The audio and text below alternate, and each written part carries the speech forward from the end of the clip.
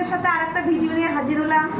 এই দেখেন, আমি কারা কারা ডাল মেথি খেয়েছেন আর খাননি, যাই হোক যারা খাননি তারা রেসিপিটা দেখে আপনারা করতে পারবেন। এই দেখেন ডাল মেথি করব। এই যে মেথি শাক প্রথমে ধুয়ে কুচি করে কেটে নিয়েছি।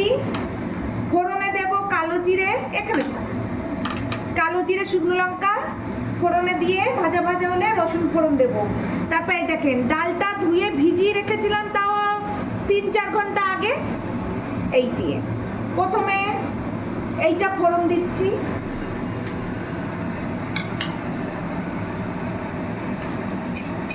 বন্ধুরা, আপনারা যারা যারা ডাল মেথি খাননি অন্তত একদিন হলেও করে খাবেন, খুব সুন্দর লাগে। আমার তো প্রিয় বলতে পারে। আপনার রসুন না চাইলেও দিতে পারেন। আজকে আমি আমিষ তো, মাছ টাছ খাবো, নিরামিষ না, তার জন্য আমি রসুন ফোড়ন দিচ্ছি। রসুন ফোড়নটাও খুব সুন্দর লাগে। বন্ধুরা, আমার এই চিমনিটা চলছে বলে একটু শক্ত হচ্ছে, যাই হোক চিমনিটা না চালালেই নয়, কেননা জানেন তো তেল সারা ঘরে উঠবে।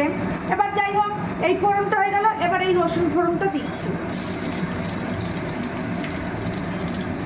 কালো জিরা শুকনো লঙ্কা ভাজা ভাজা হওয়ার পরে আমি এই রসুন ফোড়নটা দিলাম। বেশিক্ষণ ভাজবো না বন্ধুরা, অল্প একটু নেড়ে চেড়ে শাকটা দিয়ে দেব।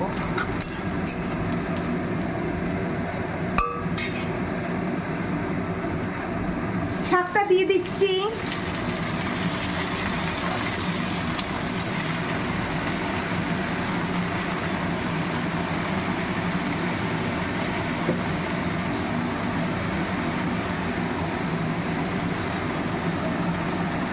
সব শাকটাই দিয়ে দেবো বন্ধুরা, একবারে সব শাকটা দিয়ে দেব।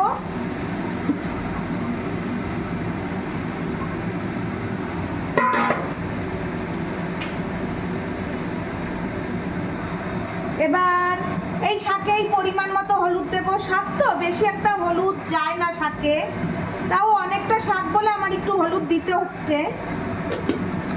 একটু পরিমাণ মতো হলুদ দিয়ে দেবো, আর শেষে চেক করে দেখবো লবণ যদি না হয় আর একটু দেবো লবণ।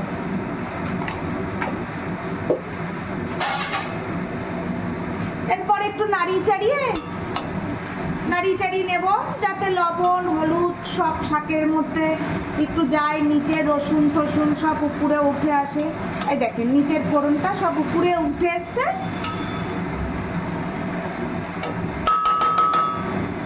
এবার কিন্তু বন্ধুরা আমার গ্যাস কমানোই আছে, আমি ঢেকে রেখে দেব। ঢেকে দিলাম, এবার জল বেরোনো পর্যন্ত অপেক্ষায়। এই যে দেখেন শাকে আমার জল ছেড়ে দিয়েছে। এবার এই ডালটা আমি জল ঝেড়ে নিয়ে নিয়েছি, এবার ডালটা আমি দিয়ে দেব।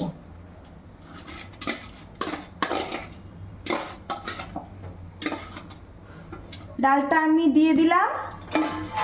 ডালটা দিয়ে এবার নেড়ে চেড়ে ঢেকে দেব বন্ধুরা, ঢেকে দেব। একটু ডালটা সিদ্ধ হবে, তারপরে আপনাদের দেখাচ্ছি। এই যে এবার ঢাকনাটা সরাচ্ছি বন্ধুরা। ঢাকনাটা এই দেখেন ঢাকনাটা তুলে নিলাম। এই দেখেন ডালটা সিদ্ধ হয়ে গেছে, দেখছেন ডালটাই যে ফুলে উঠেছে। এই দেখেন এই যে ফুলে উঠেছে, এই দেখেন এই যে ডাল ফুলে উঠেছে। এই দেখেন চাপ দিলে ভেঙে যাচ্ছে, দেখতে পাচ্ছেন তো? এরকম এরকম এরকম ফেটে ফেটে যাবে ডাল, তখন ভাববেন ডাল সিদ্ধ হয়ে গেছে। তখন গ্যাস বাড়িয়ে দিয়ে এটা ভালো করে নেড়ে চেড়ে একেবারে শুকনো করে লবণ হয়েছে নাকি চেক করে নামাবেন। এই যে বন্ধুরা এভাবে শুকনো করে নামাবেন। আমি লবণটা চেক করে নিয়েছি, আমার লবণ ঠিকঠাক আছে। এভাবে শুকনো করে নামিয়ে দেবেন। বন্ধুরা এই রান্না বান্না নিয়ে হাজির হয়ে গেলাম। আগে জানিয়ে দিই শুভ দুপুর বন্ধুরা। প্রথমে কি কি রান্না হয়েছে আপনাদের দেখাচ্ছি। এই দেখেন প্রথমে গরম গরম ধোয়া ওঠা ভাত, তারপরে এই যে ডাল মেথি, আপনাদের প্রথমেই তো দেখিয়ে দিয়েছি ডাল মেথি কি করে রান্না করলাম।